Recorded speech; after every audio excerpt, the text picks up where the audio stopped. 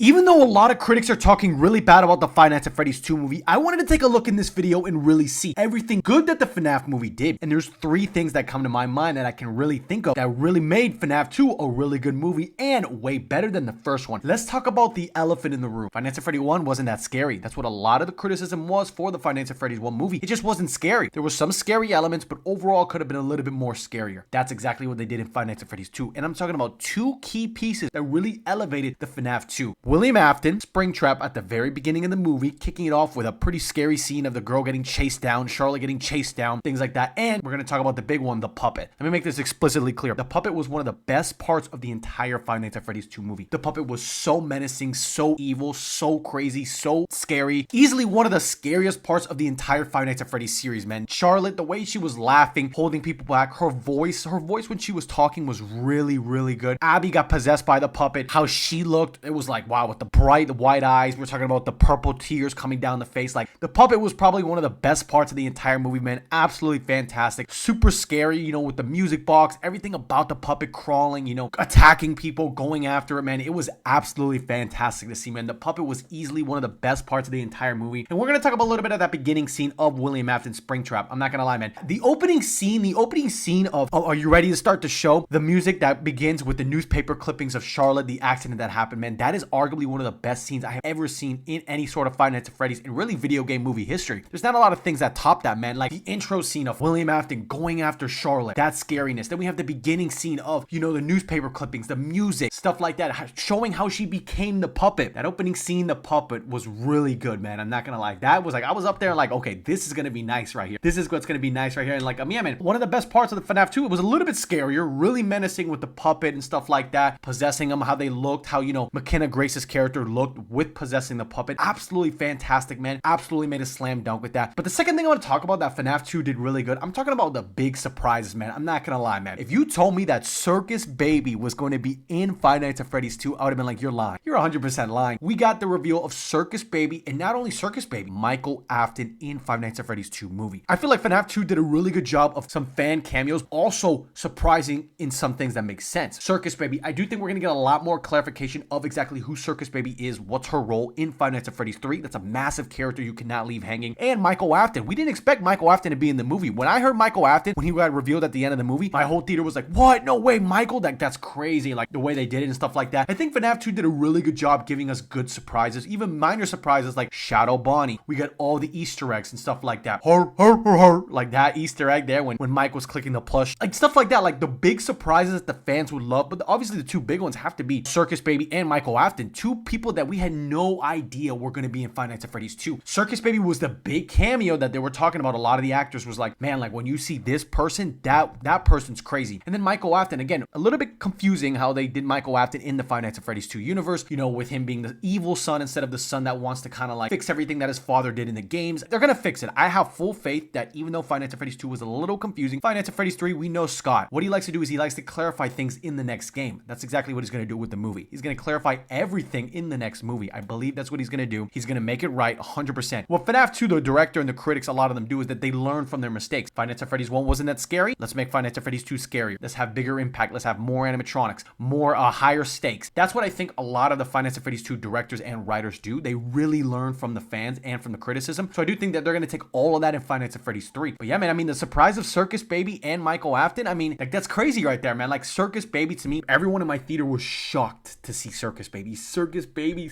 like what are you doing, bro? Like there's got to be some sort of sister location movie in the works, or it's just going to connect to FNAF 3. But that's too big of a character not to address. The thing is, they have a little bit of a plot hole with Garrett. You got to address the plot hole with Circus Baby. You can't leave Circus Baby hanging. That's too big of a character, and overall too much is at stake with Circus Baby. And one of the good things that I do believe the Five Nights at Freddy's 2 movie did was the setup for Five Nights at Freddy's 3. Now look, Five Nights at Freddy's 2, very divisive, but overall pretty much loved by the fans. Over $230 million, probably going to get to 240. A ton of hype, a ton of love from all the fans. The setup for Five Nights at Freddy's 3, absolutely fantastic. What do we have? We have Vanessa becoming the puppet. What's her role going to be? We have what is Michael Afton going to do? What is Baby going to do? What is Henry Emily going to do? And overall, what is that going to happen with Springtrap being unleashed in front of everyone in the Five Nights at Freddy's movie universe? I'm telling you, Springtrap is going to change the game of the Five Nights at Freddy's 3 movie universe. I'm telling you right now, man, Springtrap, a little bit of bias because Springtrap is my favorite animatronic and Five Nights at Freddy's 3 is my favorite FNAF game, but I do think the menacing factor of Springtrap is going to absolutely put people in seats. People are gonna love the movie. They're absolutely gonna love everything going on with Five Nights at Freddy's 3. You're telling me right now we have a fully unleashed Matthew Lillard as Springtrap? Because if we go back to Five Nights at Freddy's 1 and 2, some of the best scenes in the entire movie universe are Springtrap. You have the Five Nights at Freddy's 1 scene, the battle scene of Springtrap, him getting springlocked, the opening scene of Five Nights at Freddy's 2, him chasing down Charlotte, him in the Springtrap costume, him luring in the kids, the crazy knife,